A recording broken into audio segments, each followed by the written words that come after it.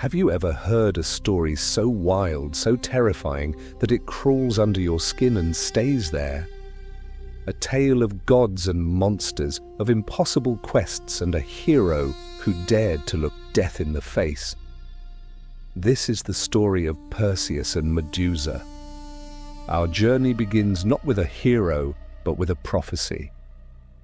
Achilles, the king of Argos, received a chilling prediction from the oracle at Delphi. His own grandson would one day be his end. Terrified, Achilles did what any paranoid king would do. He locked his only daughter, Danaë, in a bronze chamber, hidden away from the world, vowing she would never have a child. But you can't outsmart fate, and you certainly can't hide from the king of the gods. Zeus, captivated by Danaë's beauty, visited her as a shower of golden light, and from this divine union, Perseus was born. When King Achilles discovered the baby, his fear turned to fury. He couldn't bring himself to directly harm his own flesh and blood, so he devised a crueler fate.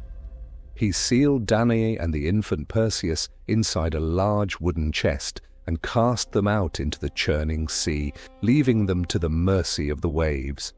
But their story was far from over. The chest washed ashore on the island of Seriphos, where they were found by a kind fisherman named Dictys. He took them in, and for years Perseus grew into a strong, brave young man, knowing nothing of his royal lineage or the prophecy that haunted his birth. But peace, like youth, is fleeting. Dictys's brother, Polydectes, was the ruthless king of the island. He became obsessed with the beautiful Danaë, but Perseus, fiercely protective of his mother, stood in the king's way. Polydectes knew he couldn't get to Danaë with her powerful son around, so he hatched a wicked plan. He announced he was to be married and demanded every man on the island bring him a gift of a fine horse. Perseus, being a poor fisherman's son, had no horse to give. Feeling ashamed but full of youthful bravado, he boasted that he could bring the king anything else he desired, even the head of the Gorgon, Medusa. This was exactly what Polydectes had hoped for. A sly smile spread across his face as he accepted the offer, knowing full well that sending Perseus on this quest was a death sentence. No one had ever faced a Gorgon and lived to tell the tale.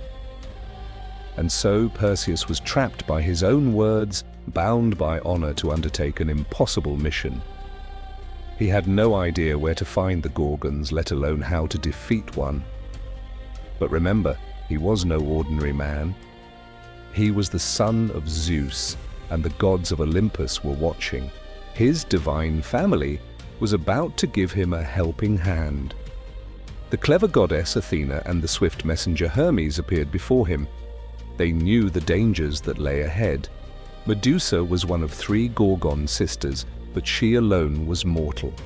Once a beautiful priestess, she was cursed by Athena, her hair transformed into a writhing nest of venomous snakes, and her gaze given the petrifying power to turn any living creature to stone.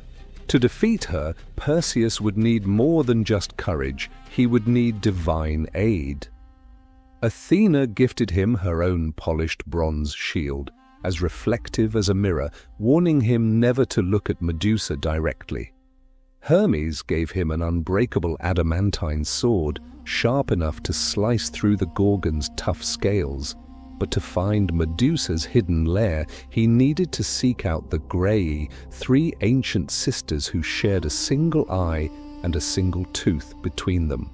Perseus journeyed to their remote cave and, with a clever trick, snatched their eye as they were passing it from one to another. Blind and helpless, they begged for its return.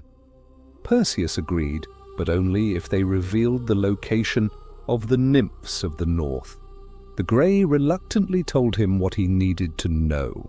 Following their directions, he found the nymphs, who bestowed upon him 3 final crucial gifts: the Cap of Invisibility, a pair of winged sandals that would allow him to fly, and a special bag, the Pegasus, to safely contain the Gorgon's head, whose power would linger even after death. Fully equipped, Perseus was no longer just a boastful young man. He was a true hero, armed by the gods for a legendary battle. Using the winged sandals, he soared across the world to the edge of the earth, where the Gorgons dwelled. As he approached their lair, the air grew cold.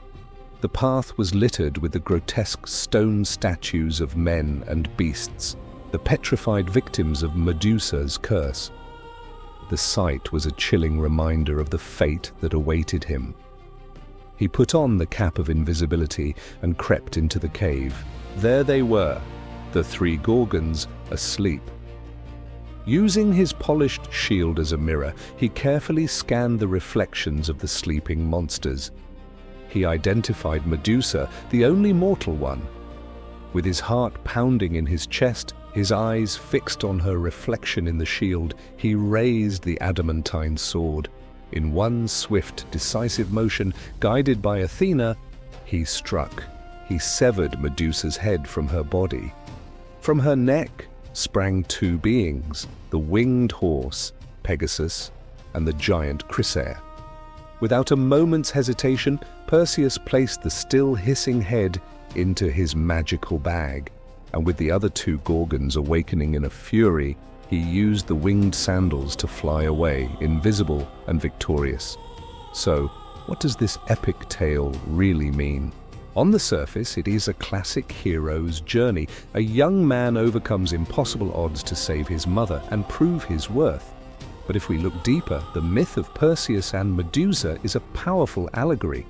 Medusa, the monster whose gaze turns men to stone, can be seen as a symbol of our deepest fears. She represents the terrifying challenges in life that can paralyze us, that make us feel like we're turning to stone, unable to move forward. And Perseus, he's not just a hero because he's strong, he's a hero because he's clever. He doesn't face his fear head-on, that would be suicide. Instead, he uses the tools he's given, the reflective shield, to confront the problem indirectly. This is a profound lesson. It teaches us that sometimes the best way to overcome our greatest fears is not through brute force, but through strategy, reflection, and using the right tools. The shield is like our self-awareness, our ability to look at our problems from a different perspective without being overwhelmed by them. The myth tells us that we all have a Medusa in our lives, a fear that seems unconquerable. But it also tells us that we have the potential to be Perseus. We can seek help, like the gods' gifts. We can use our intelligence, the shield, and we can find the courage to act. By slaying Medusa, Perseus doesn't just save his mother, he liberates himself from the boast that trapped him and steps into his true identity as a hero. It's a story about confronting what terrifies us in order to become who we are meant to be. Thank you so much for joining me on this journey into Greek mythology. If you enjoyed this story and want to explore more ancient tales and their hidden meanings, please hit that like button and subscribe to the channel. Let me know in the comments which myth you'd like me to explore next. Until then, stay curious